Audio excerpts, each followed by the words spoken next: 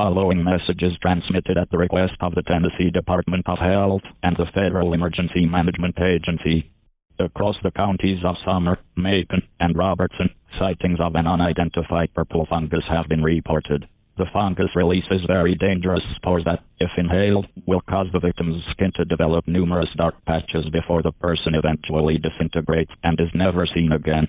Those who have already fallen apart have been declared dead, and it is confirmed that affected individuals have no way of returning. At this time, all citizens in warned area are to stay indoors, enclose and block all means of entrance into their home or shelter. Report any sightings of suspicious activity to your local authority. If any dark spots begin to suddenly appear on your skin, it means that you have inhaled the spores, and you are officially lost. More information will be relayed through news outlets and the emergency alert system.